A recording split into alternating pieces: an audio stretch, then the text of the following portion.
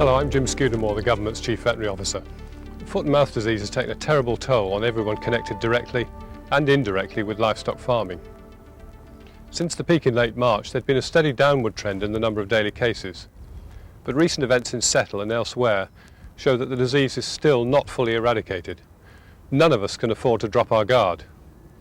You're very much in the front line of controlling this disease by recognising the clinical signs in your stock at the earliest opportunity and by taking every possible measure to prevent the disease from spreading. In livestock, particularly sheep, the signs of disease are not always obvious. There's a very real danger that whilst your animals don't appear to be infected, they could well be. During this period, the virus could be produced by apparently healthy animals.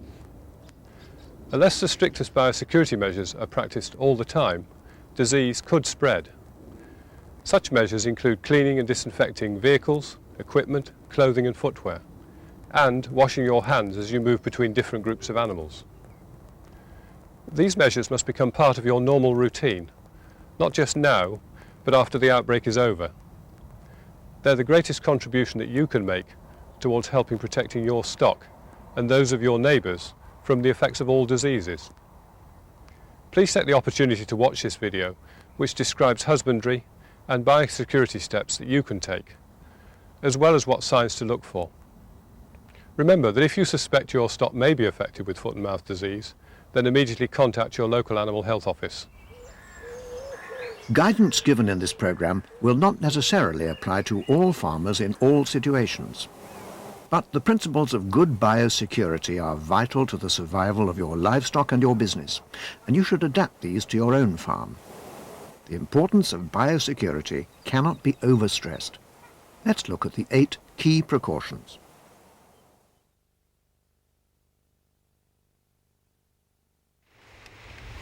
If you run a farm with mixed livestock, it's most important that there is no direct, close or indirect contact between the different groups.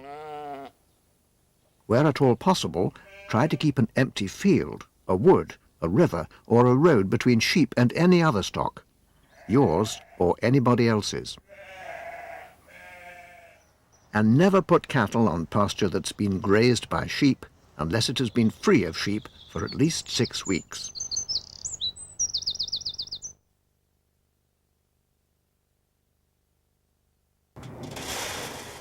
In cattle and pigs, signs of foot and mouth disease are usually quite easily identified. But in sheep, it's not so obvious. So some of the flock may be infected without you knowing it. This could be a major threat to other stock, as you won't know whether you're spreading infection to them or not. So it's better to deal with the sheep last. If you have sheep away from your home farm, don't move them. It's safer to keep them where they are.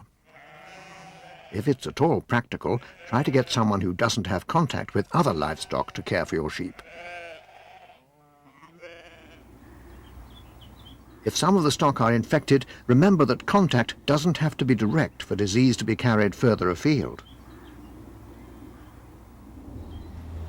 It can be indirect contact, driving a vehicle or walking over a track where infected stock have been recently, or putting equipment down on straw where sheep have been bedded.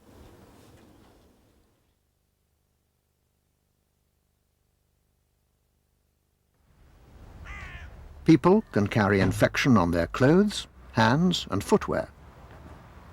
Keep separate clothes and footwear for working with livestock, and never wear them when you leave the farm, for whatever reason. Scrape off any mud or dung from your boots or shoes and apply an approved disinfectant. Make sure you brush hard in the direction of the tread. Overalls should be clean and freshly laundered. Use the hottest wash the material can stand. After handling animals, wash your hands. All these measures should be taken before handling another group of animals. If you've been near other livestock off your farm, you must change into clean clothes again when you get back, and certainly before you visit your own animals.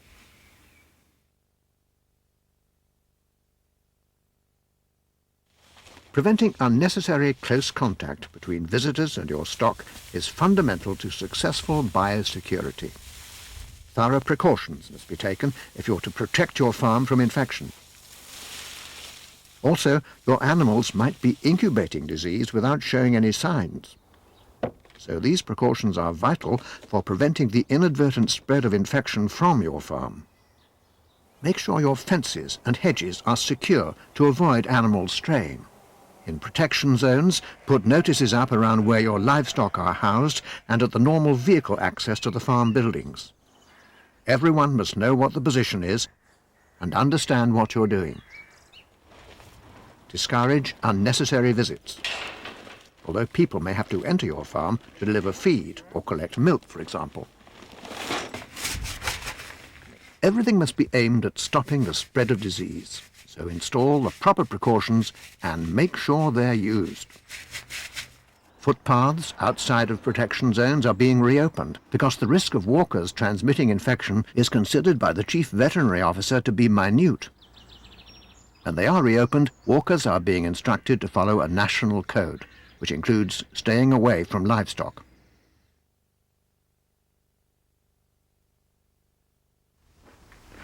Unless they're absolutely essential, keep all vehicles off the farm. Vehicles can transfer infection more quickly and further than anything else. Infection can be carried on manure, straw and mud, on the load itself, tires or under the vehicle, as well as on the driver's hands, clothes or footwear. When you're driving along the road, try to avoid any dung or slurry that may have been dropped, and where possible, sweep up any material that falls from one of your vehicles. It could be picked up by other vehicles, people or animals, and spread.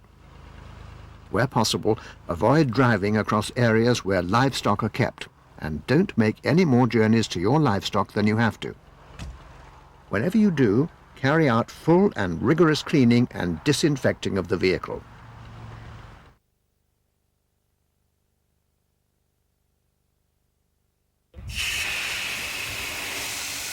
The necessity of cleaning and disinfecting your vehicles and those of visitors to the farm can't be overemphasized.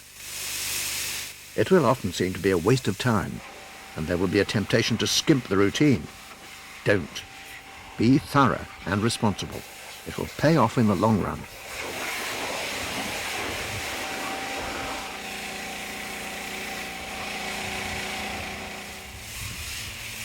It is very important that the whole vehicle is cleaned thoroughly before disinfecting with an approved disinfectant. Make sure you clean the inside of the vehicle as well, including the footwells, pedals and mats.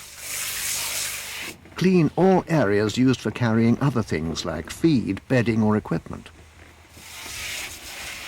Be sure that you clean carefully under all wheel arches. Wheels, too, must be cleaned thoroughly. Even where the tires are in contact with the ground.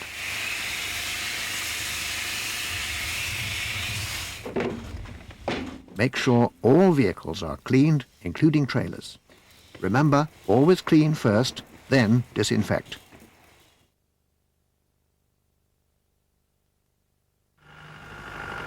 Avoid visiting other farms, as this risks spreading the disease. But if you have to visit other farms, in an emergency for example, be sure to take all the precautions we've talked about. Avoid taking vehicles or equipment onto the premises. If you do have to, clean and disinfect everything thoroughly. If possible, wear boots and clothing supplied by the other farmer. If this isn't possible, make sure anything you take onto his farm is cleaned and disinfected properly before you go near your own stock again. And leave your dog behind. These precautions apply particularly to relief milkers and stockmen, as well as contractors, who may visit several farms in the course of their work.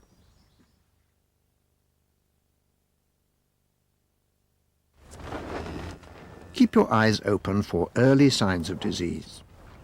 If you have any suspicions that your animals may be affected, then ring your local animal health office immediately. Regular inspections are better than random checks. Check as many animals as possible in a good light and see that they're properly restrained.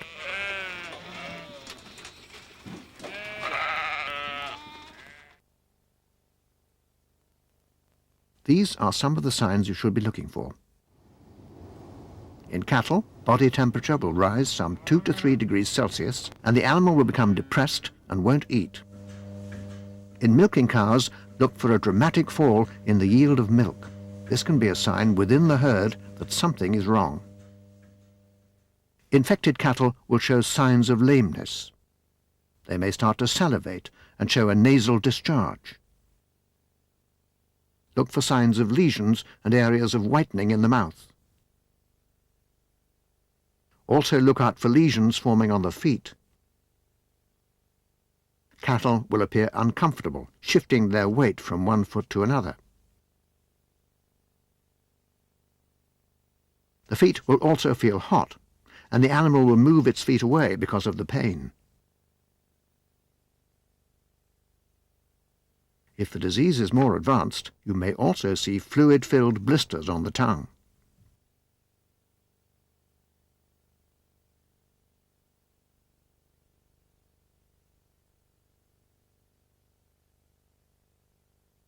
In pigs, look out for loss of appetite and the animals huddling together. Lameness is an early sign, and the pigs will not want to stand up. If they are moved, they will hunch their backs and will look lame on all feet. Also look out for whitening on the feet and blisters developing.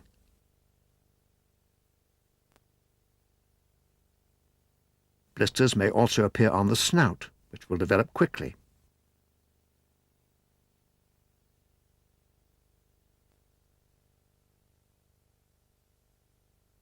In sheep, once again look for signs of lameness. Also look out for whitening on the feet and the appearance of blisters. You will need to look closely as these are small and often covered with hair. Blisters around the mouth are rare, but look out for them. Increased lamb mortality can also be a sign of disease. So, to summarize, these are the 8 key precautions. Keep livestock separate. Deal with sheep last. Keep yourself clean. Keep the farm secure. Keep unnecessary vehicles away. Clean and disinfect. Avoid visiting other farms. And look for early signs of disease. As you've just seen, high levels of biosecurity can be achieved quite easily by having the right equipment at the right place and right time. You may feel that your efforts are producing no immediate benefits, but remember that every time you carry out such measures, you may be preventing the spread of disease to or from your animals. Only by everyone involved in farming working together can the devastation caused by this appalling disease be brought to an end.